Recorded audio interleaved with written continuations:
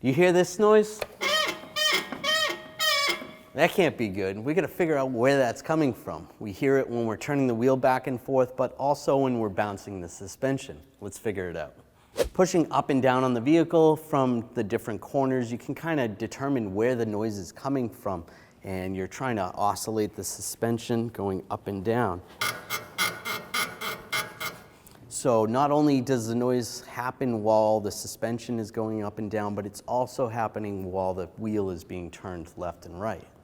Underneath the vehicle, we can see a little bit of what's going on. Now the noise we hear, it sounds like a ball joint that's starting to bind up. There's either no grease in it or it's just starting to fail and it's going to need to be replaced. Now many different vehicles have multiple ball joints and it could take a little bit to figure out which one's failing. Tie rod ends also have a ball and socket joint, so it could end up being a tie rod end as well. One way to determine this is if you have someone in the vehicle turning the wheel back and forth, you can use a stethoscope and determine which ball and socket joint is making that noise. And a long screwdriver, if you don't have a stethoscope, held up to your ear and on the ball joint or on the tie rod end, can help you determine which part is failing.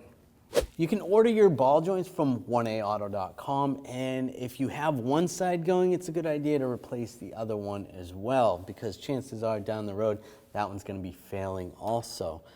Now, one thing you want to keep in mind, some vehicles, the older ones, had greasable ball joints, so you could put some grease in there, see if that takes care of your issue. Most of the time they're sealed like this and you don't have that as an option.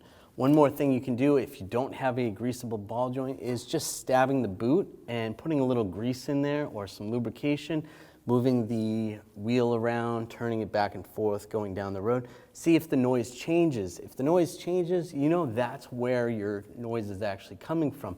Now that's only a temporary solution. You can put a little RTV over that just to help you get by for a little bit, but that's not going to fix the problem. You're going to have to replace the ball joint eventually.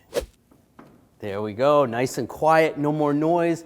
Whenever you're replacing front end components, you want to bring the vehicle to a shop after you're done and have the vehicle aligned. Otherwise, you're going to end up with premature tire wear.